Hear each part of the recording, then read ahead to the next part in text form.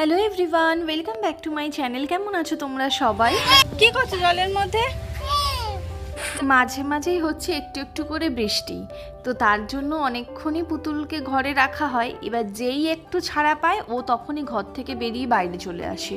আর আকাশটার অবস্থা দেখো, সব সময় মানে এক্ষুনি রোদ্দুর এক্ষুনি বৃষ্টি। আর আমাদের বাড়ির পাশে তো একটা পুকুর আছে, সে পুকুরটা প্রায় ভরো ভরো অবস্থা।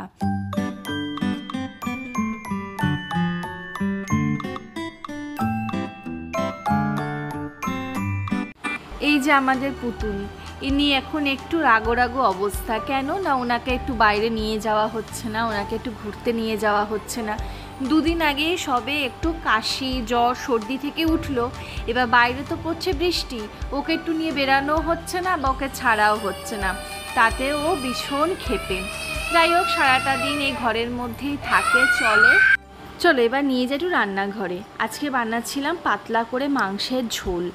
আর পুতুল না এখন আমাদের যেহেতু দেখে টেবিলে বসে খেতে, তো পুতুলেরও একটু আধটু দেখিয়েছি কি টেবিলে বসে খাওয়ালে ও বেশ একটু পছন্দ করে।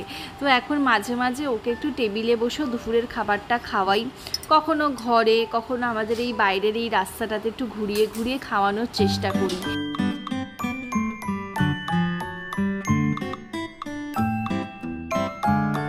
পুতুলের খাওয়া দাওয়া তো হয়ে গেছে, এবার ও এখানে দাঁড়িয়ে আছে কেন জানো?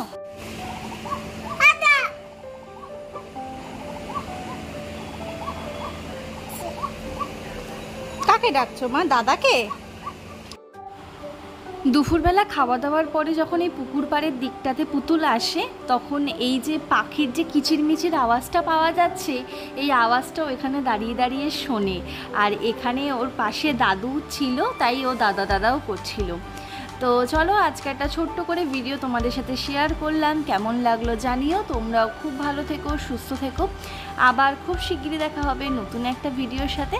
তো চলো আজকের মতন টাটা।